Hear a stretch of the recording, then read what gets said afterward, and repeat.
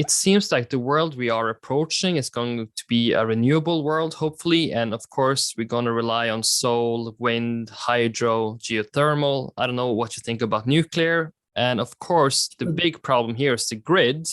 And I know that you have explained the problem with the grid so many times, but maybe you can just fill in the blanks for people who don't really understand why the grid has been so hard to solve, because that's the big piece you've tried to figure out, right? Yeah, so the grid has been called the most marvelous engineering construction of the 20th century.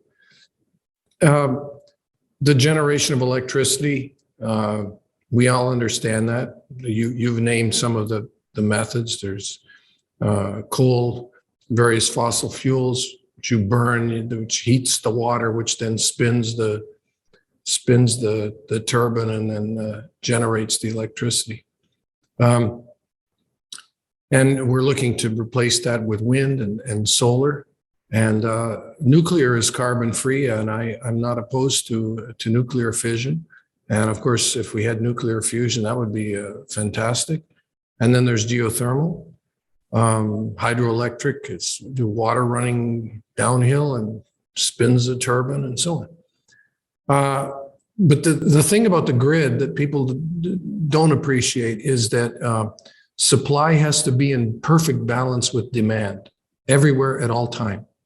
Because electricity is not like water, where you have a bonus, there's a lot of rain, so then you can store that water and then you don't have to be depleted of precious water.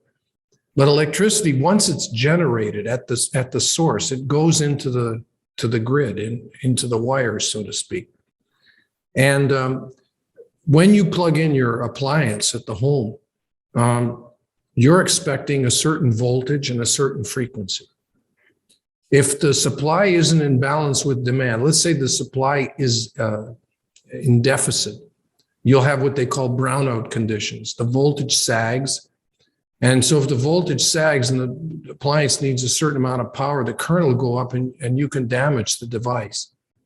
And the same is also true in the other direction. If you have, say, solar, and you don't have the ability to get rid of the excess electricity, and how do you get rid of it? You have to consume it. You have to send it through some kind of a load.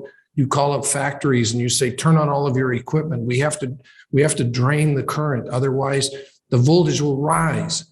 I mean, there are days in Germany where the voltage, instead of being, 220, 230, is up around 250. And at 250, your washing machine, your refrigerator will be destroyed.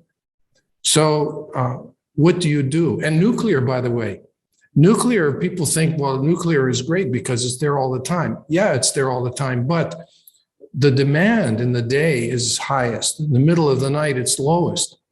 But unlike a coal-fired plant, you can't cut back the generation of nuclear power. It operates over a narrow range.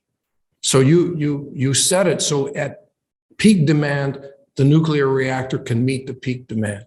But when the low demand is in the middle of the night, the curtailment of nuclear reactor isn't enough. It's still producing too much.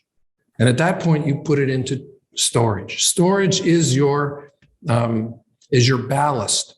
It allows you to keep that balance between supply and demand. That's in a conventional grid. I haven't even said anything yet about solar. Now, if you try to go to solar, everybody wants electricity all the time.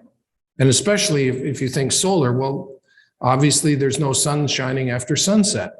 And after sunset, it's dark. And you're in the home and you want to read by the light. You want to run your devices. And so that means you have to be able to account for that intermittency between sunset and sunrise. And so the adoption of these carbon-free renewables, both wind and solar, they're both intermittent, and that adoption can't proceed without the concomitant amount of storage. If we install intermittent generation without the requisite amount of storage, this is going to make a mess of the grid, because there are going to be times when we don't have enough electricity. And I don't think the ratepayers are going to be happy that, well, when we do have electricity, it's carbon free, but sorry, we don't have electricity for you after sunset. People are going to say that's unacceptable. So storage is absolutely critical for grid security, grid stability, and also for the adoption of renewable intermittent sources of electricity. And a very interesting part, I've listened to many lectures or presentations you gave, is the way you found the answer, because you were creative. You started at the right place. You started with something cheap. You didn't start with like a high complex solution and then try to make it cheap. So just introducing your battery solution, I mean, I don't want you don't have to take the full story, but you can say like how you managed to come up with the system, because you basically went to aluminium smelting place, right? And there were the perfect starting point, basically. Yeah, so it's exactly as you said. Most people, when they think about grid storage, is massive. This is not like lithium-ion battery is fantastic. It's given us so much of what we treasure in today's world. The smartphone, the laptop computer, and now even going into automotive applications. But it was never designed to go to grid.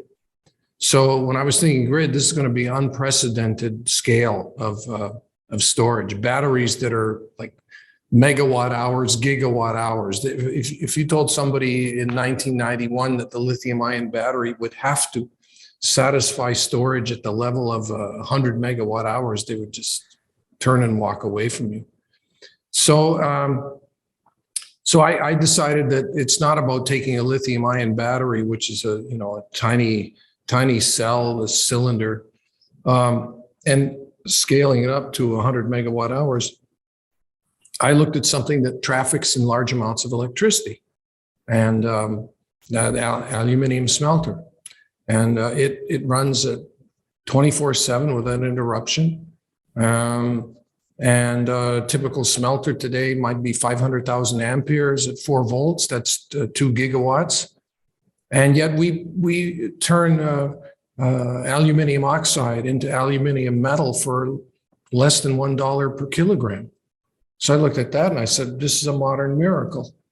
This is fantastic. But if I could just teach this thing not to consume electricity, but to store electricity and give it back on demand, I know at the end I would have something that's big and cheap, as opposed to starting with something that is small and cheap. And I got to figure out how to make it big and not have it catch fire and all of the other headaches associated with lithium-ion technology. So it was the contrarian thinking that was sort of the origin of the liquid metal battery.